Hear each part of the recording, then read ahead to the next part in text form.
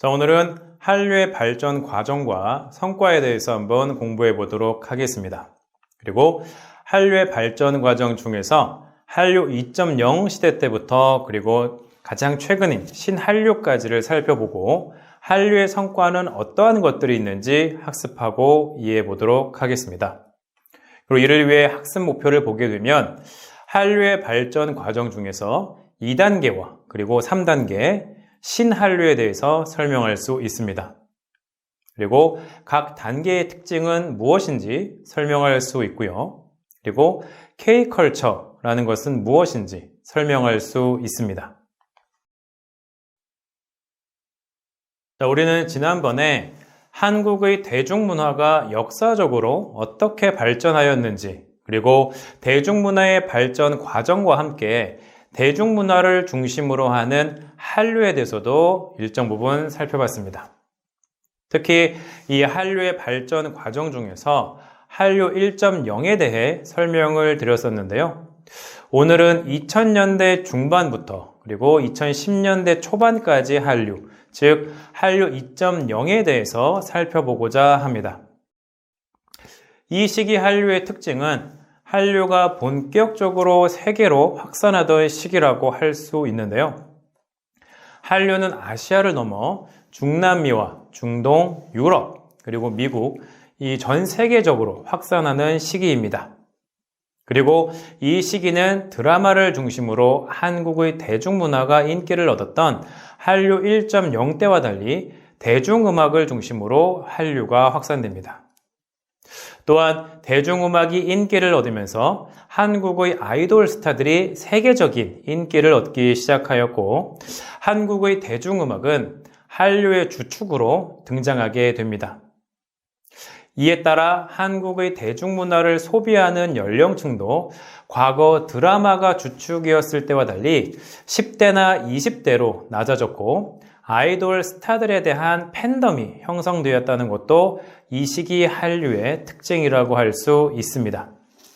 물론 1980년대에도 몇몇 한국 가수들이 일본에서 상당한 인기를 끌었고 1990년대 후반과 그리고 2000년도 초반에도 여러분들 잘 아시는 것처럼 H.O.T나 클론 등의 가수들이 대만과 그리고 중국 등의 중화권 지역에서 활발히 활동하기도 했습니다.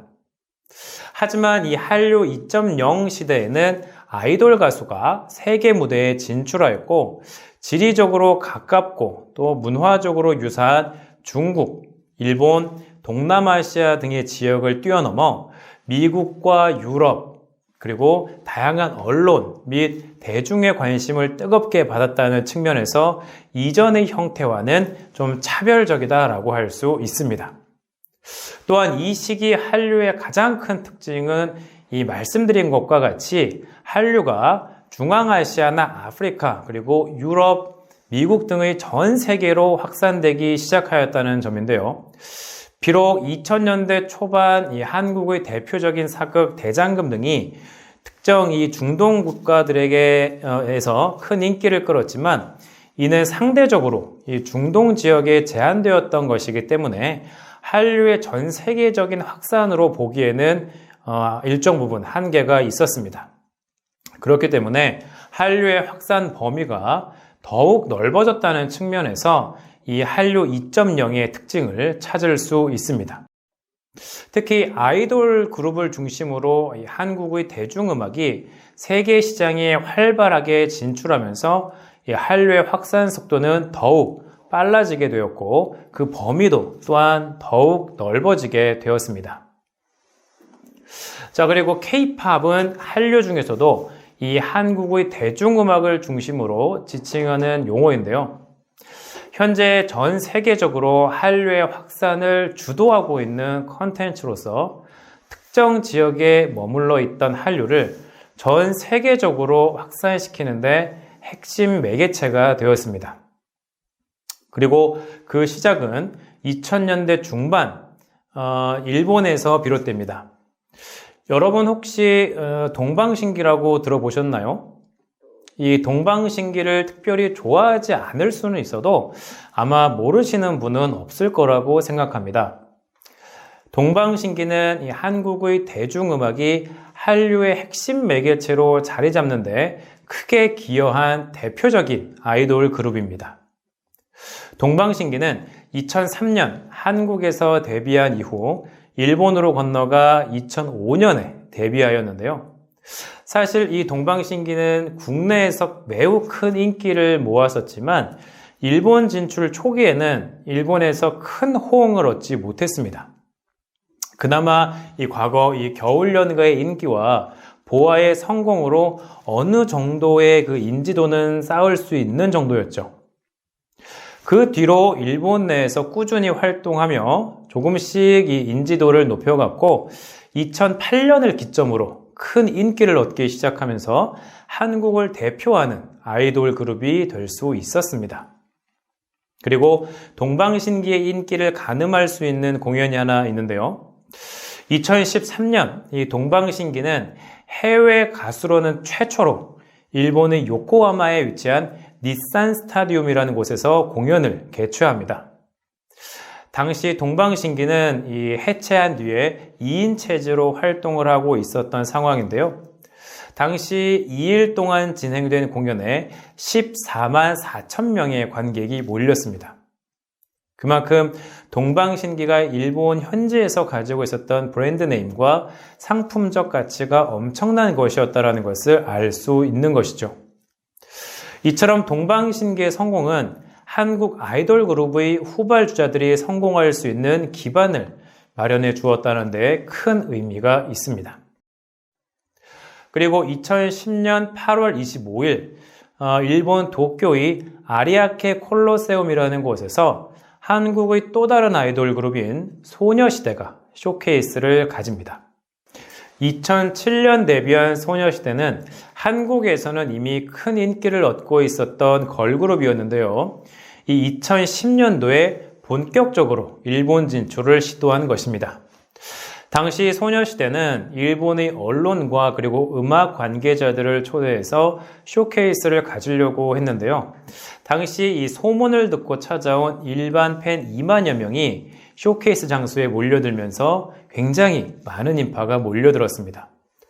당시에는 이 동방신기가 일본 내에서 큰 인기를 얻고 있었던 만큼 한국의 아이돌 그룹에 대한 인식이 좋았기 때문입니다.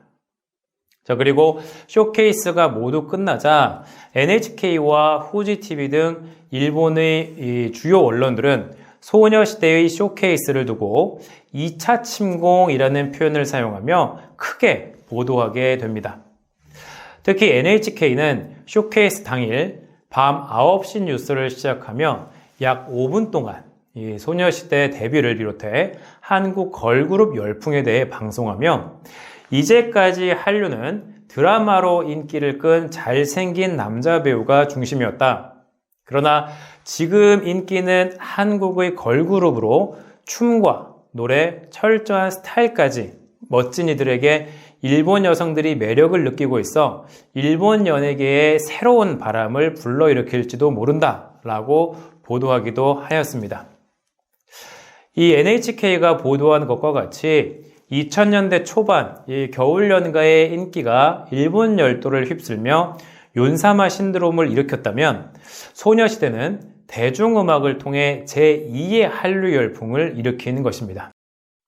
처럼 한류 2.0은 이렇게 막을 올렸다고 해도 과언이 아니죠. 일본에서의 한류와 관련하여 2020년 일본의 한 방송국이 프로그램을 하나 제작하였는데요. 일본 사회에는 생각보다 많은 한국의 문화가 일본 사람들에게 소비되고 또 유행하고 있었습니다. 특히 여중고생들에게 현재 일본에서 유행하고 있는 대중문화에 대해서 물었는데 이 중 3가지가 한국의 드라마, 한국 음식, 그리고 당시 한국과 일본이 공동으로 제작한 한일 아이돌 프로젝트였습니다. 이처럼 한국의 대중문화는 일본 사회 깊숙이 침투해 있었는데요. 이와 같은 현상은 과거 일본에서 선풍적인 인기를 끌었던 겨울연가나 이후 소녀시대나 카라 같은 아이돌 스타들이 큰 인기를 끌면서 한국의 대중문화에 대한 긍정적인 분위기가 형성되었기 때문으로 볼 수 있습니다. 이후 일본에서의 아이돌 열풍은 소녀시대 이후로도 빅뱅이나 2PM, 카라, 21 이러한 아이돌 그룹으로 이어졌고 일본에서의 인기를 바탕으로 한국의 대중음악은 일본과 아시아를 넘어 그리고 유럽, 미국 등의 지역으로 진출할 수 있게 되었습니다. 대표적인 예를 본다면 보아와 그리고 원더걸스 같은 가수를 들 수 있습니다. 보아와 원더걸스 같은 가수들은 미국에 진출하여서 의미 있는 성과를 거두기도 하였는데요. 우선 보아의 경우에는 일본에서 크게 성공한 이후 팝의 본고장이라고 할 수 있는 미국으로 시선을 돌리게 됩니다. 그리고 2009년 미국에서 보아라는 앨범을 발매하는데요. 이 앨범이 인기를 끌면서 한국인 가수로는 최초로 미국 빌보드 앨범 차트인 빌보드 200에 진입하여 127위에 랭크되기도 하였습니다. 그리고 같은 해 원더걸스의 대표곡이라고 할 수 있는 노바디가 인기를 끌기 시작하면서 빌보드 메인 싱글 차트인 핫백에서 76위에 오르기도 하였는데요. 분명 한국인 가수로는 미국이라는 이 팝의 고장에서 의미 있는 성과를 거두었고 또 한국의 대중음악을 미국 본토에 알릴 수는 있었지만 이 아시아에서처럼 하나의 문화현상으로까지 자리 잡지 못했다는 아쉬움도 물론 존재합니다.